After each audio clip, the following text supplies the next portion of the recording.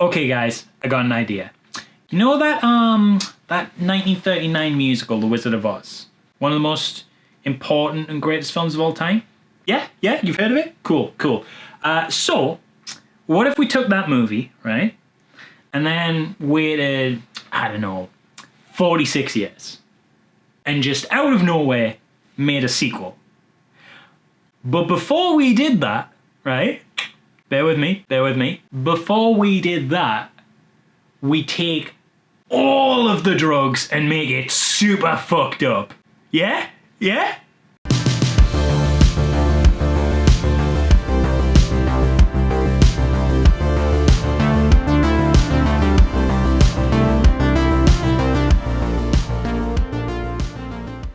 Return to Oz is a profoundly weird movie. Like, just frightfully strange. Like, not only is it odd in the sense that it is a sequel to a 1939 all-time classic made decades after the fact. Like, just to put that into perspective, that's like me waking up tomorrow and going, you know what?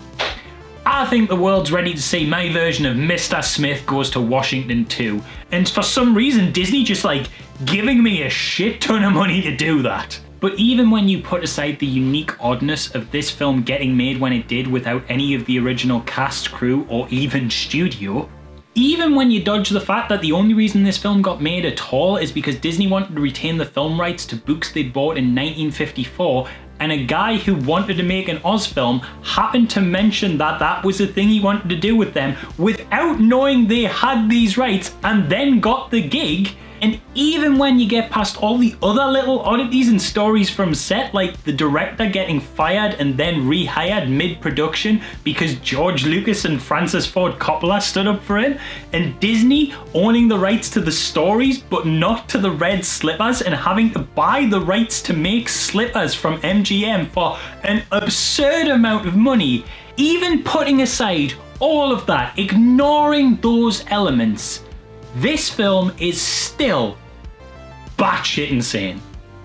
I'm gonna attempt to describe the plot to you right now.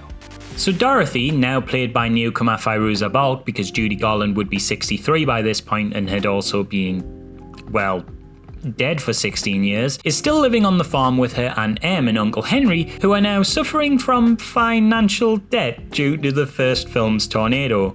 Filled with Disney adventure and magic! Already at their wits' end with their desperately sad reality, Em and Henry are also growing increasingly frustrated and concerned about their niece's mental health, as she constantly keeps talking about her wild adventures in Oz. Believing her to be fantasizing, the two decide to sign her up to experimental electroconvulsive shock therapy carried out at what looks like the asylum from American Horror Story Season 2. Filled with Disney adventure and magic! When a mysterious young girl helps Dorothy escape this fate, the two run from the building only to fall into a river during a storm. To stop herself drowning, Dorothy grabs onto a floating chicken coop, swept up by the current, and washes away. Later, waking up in Oz with a puppet chicken that has some serious Uncanny Valley vibes. I don't know, and it only gets weirder. Looking around, Dorothy quickly realised this isn't the Oz she once knew. Emerald City is no longer the bright, shiny Technicolor dreamland of the past, but is rather in ruins, its citizens all beheaded and or turned to stone. Don't make me tap the sign. And then this happens. Dorothy observes some creepy graffiti etched onto the side of some ruins warning, "Beware the Wheelers," and well, Cowardly Lion, what's happened to you?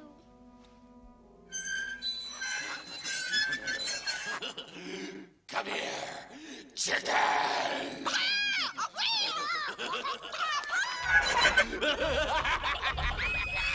what the fuck? In case it isn't completely obvious by now, this film is dark as fuck, and everything about it is totally offbeat. Dorothy's companions in the first movie? A Tin Man, a Scarecrow, a Cowardly Lion, and a cute little puppy. Lovely. In this one, oh well, we got the wind-up robot, the photorealistic chicken puppet, the green moose head tied to a sofa, and a walking jack-o'-lantern that calls Dorothy Mom. Dorothy, may I call you Mom, even if it isn't so? Don't like that. And as the adventure continues, the entire plot sees these characters trying to find the original Scarecrow and defeat the Gnome King, a sometimes claymation, sometimes physical stone man responsible for all this destruction. And in doing this, the film basically consists of Dorothy and her weird little cast of oddball freaks essentially bouncing from one nightmare fuel-inducing moment to the next. This film is seriously messed up. And not just in the sense that it has a lot of memorable creepy moments, but in the sense that it has this legitimate, oppressive, bleak, miserable atmosphere throughout that is just so intense, especially for a kids movie. I mean, Dorothy spends the first quarter of the film in a dank, dirty mental institution with the threat of being strapped to a gurney by creepy hospital workers and repeatedly electrocuted looming on the horizon. What the hell? This film is rated U here in the UK. That stands for Universal. That's the equivalent of the American G rating. And it is the only film this whole marathon that has that certification. I mean, granted, Halloween Town and Halloween Tree don't have an official BBFC rating because they were TV movies, but even Scooby-Doo had a PG rating. Scooby-Doo needed parental guidance, but Return to Oz, which has lines like this, You have to come out sooner or later. And when you do, we'll tear you into little pieces and throw you in the deadly desert. yeah, that's fine. That's fine for a kids movie. I see nothing wrong here. The BBFC looked at this and decided it didn't even warrant so much as parental guidance or discretion. But straight up, this film is kinda nasty. And I don't mean that it's gory or even has jump scares or anything. It's just this general grim ambience that floats throughout it, which could, for a lot of kids, be extremely off-putting. Hell, I know some adults who kinda stiffen up in their chair and grimace at it.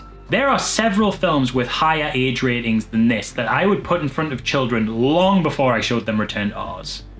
Like, just for example, Gremlins is a 15, so Gremlins.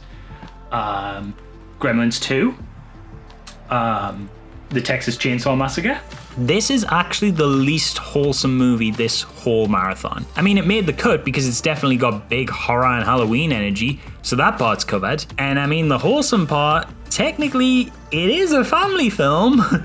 But having said that, I have literal R-rated slasher movies on this list. I have films with gory zombie massacres. I have child-eating clowns making this marathon, and I still consider Return to Oz to be the bleaker, more uncomfortable experience than all of those things. Now, I've got a bit of a soft spot for dark stuff turning up in cutesy things. I don't necessarily gravitate towards the kind of grimdark edge of things like, say, I don't know, Man of Steel or Spawn or something. This self-serious tone I personally find a little off-putting, but I am a sucker for when you take something that on a surface level is really cutesy and nice and just give it this one twisted aspect, made all the more intense by its juxtaposition to the charming rest of the world that it occupies. It's such a beloved trope of mine.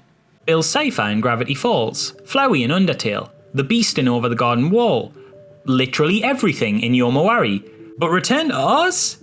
This is just all dark, all the time. At least with Yomawari, things look cute, but Return to Oz is like a fairy tale kingdom succumbing to the Mad Max apocalypse. Everything about it is fucked.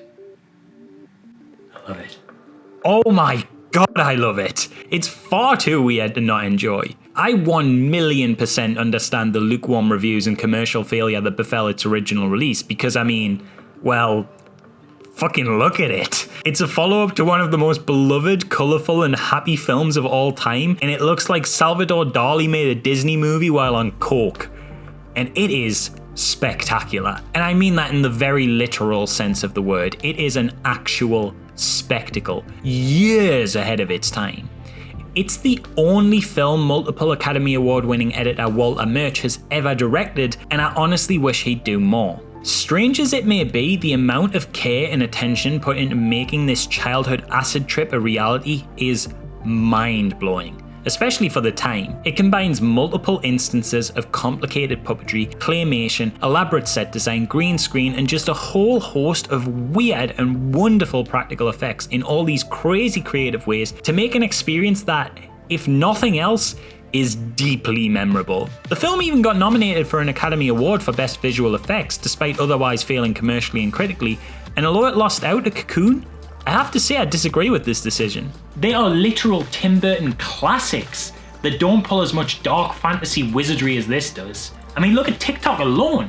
To get this guy to walk around, they had to hire a gymnast to play him. The gymnast would climb into the suit and move around, spending the whole day doubled over like they'd been folded in two, while puppeteers and people with remote controls would operate his other components. It's maddening stuff that looks so effective on screen. It didn't strike me just how impressive these elaborate character designs were as a kid, but watching it back as an adult, I actually recall turning to my friend on multiple occasions throughout this runtime and saying, how the hell did they do that?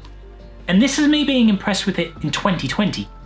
This film was made in 1985. it might not be the most involving plot, and fans looking for something more in line with MGM's original classic will definitely be disappointed. But if you take this as its own thing, I swear there isn't a single frame of this movie that won't end up etched in your mind forever. I mean, look at this world, look at these characters, listen to this harrowing laugh.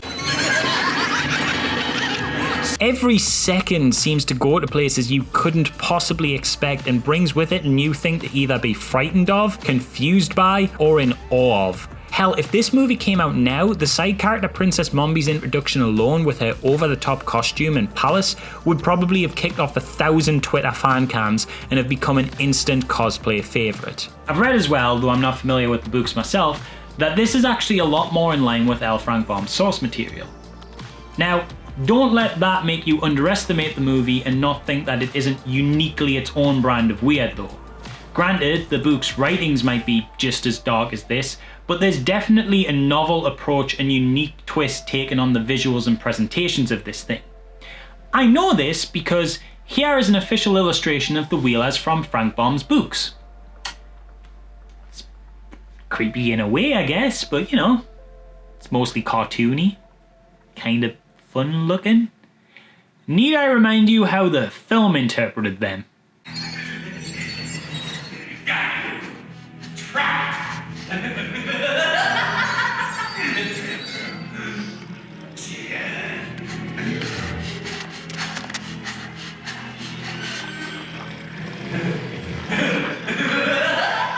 Ugh. Anyway, that's my thoughts on this absolute oddity of a movie. I highly recommend you check it out, if not for any other reason than morbid curiosity. Its strangeness is simply too surreal to be ignored.